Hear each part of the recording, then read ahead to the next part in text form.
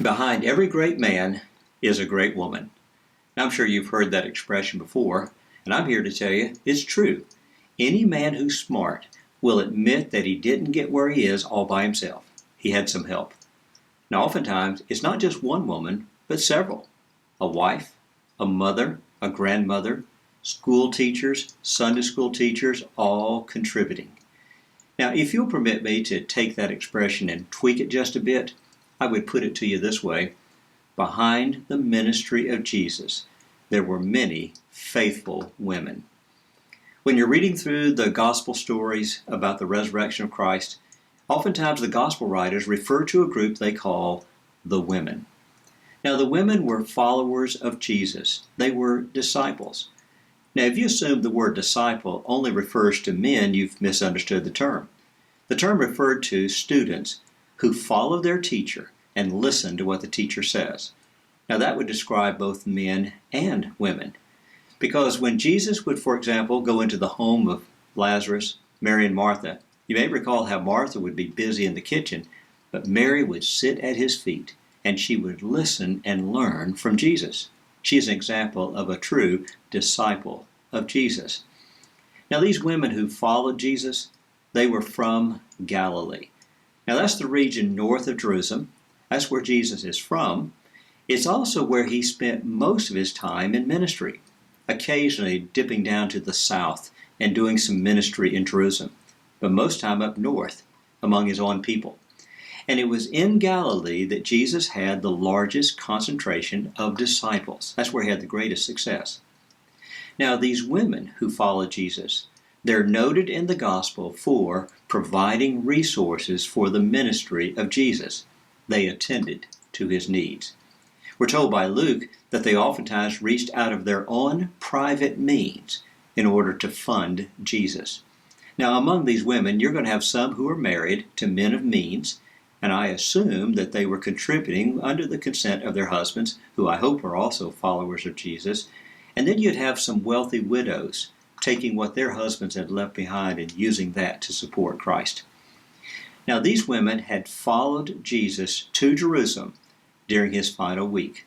Now, of course, when they come from Galilee to Jerusalem, they're coming to participate in the Passover, like every good Jewish person wanted to do.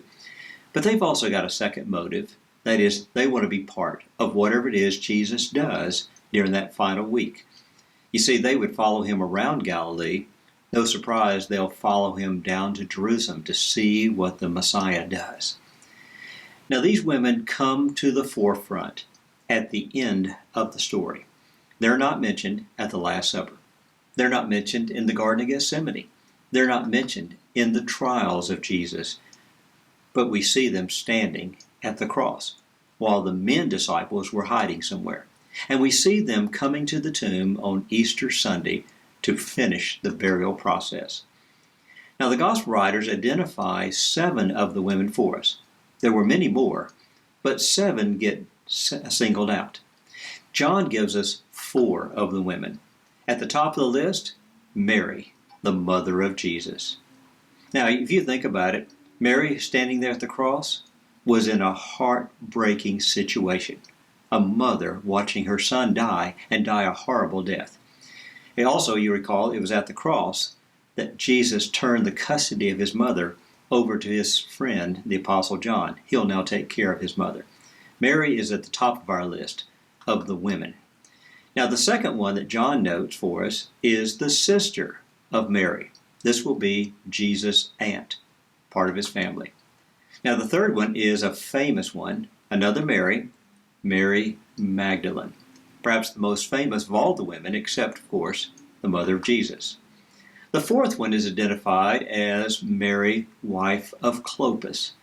Now, we don't know who Clopas is. He's not identified for us.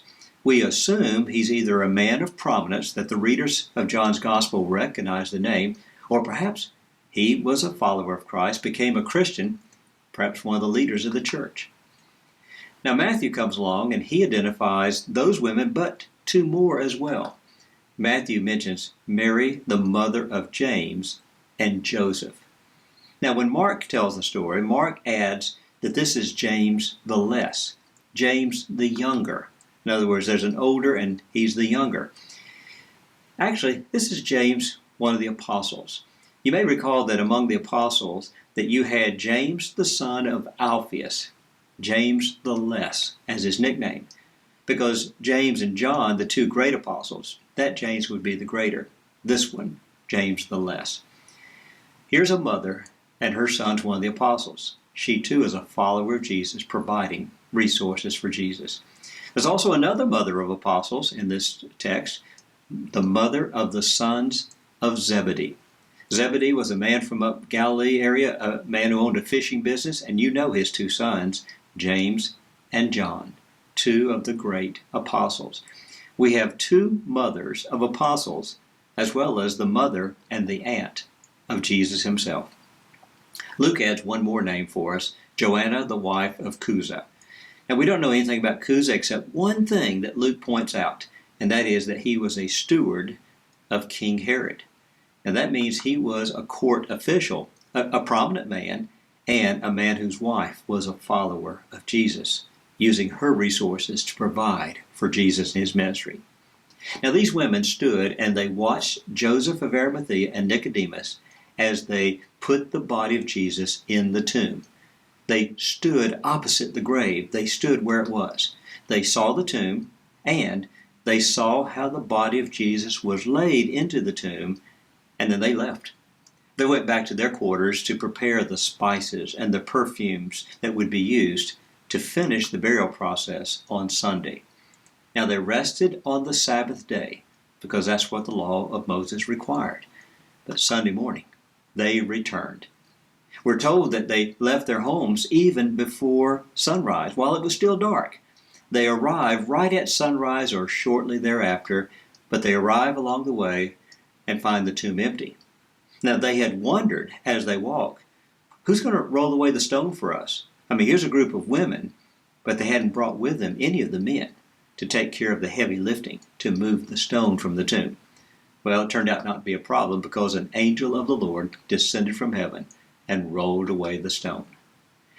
Now, these women are the first resurrection witnesses. They were the first to see angels, and they may have been the only one to see the angels because they're not mentioned in the stories about the apostles coming to the tomb. Likewise, they were the first to see the empty tomb. They were the first to see an appearance of Jesus. These women had the honor and the privilege of being the first witnesses. Now, once they saw what they saw, they ran and they immediately reported to the other disciples, to the men.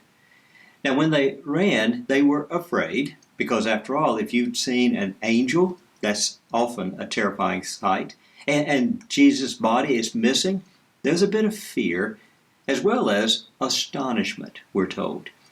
Now, Mark has this interesting way of putting it. They said nothing to anyone as they were afraid.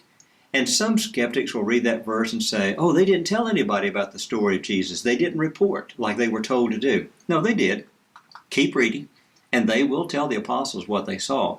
But what Mark means is, as they ran back to find the disciples, they didn't stop along the way and talk to people. They didn't start talking to any passerbyers they ran into. No, they went and reported what they saw.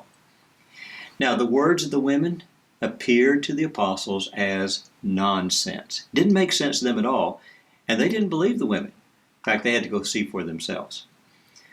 You think about it, these women were unlikely witnesses to the resurrection. You know, as sometimes the skeptics will say about those early Christians, they just created a hoax. They made up the story. If they were creating a story about the resurrection of Jesus, they wouldn't tell the story in this manner, that the first witnesses were women. No, they'd had the apostles as the first witnesses and then others coming along behind them.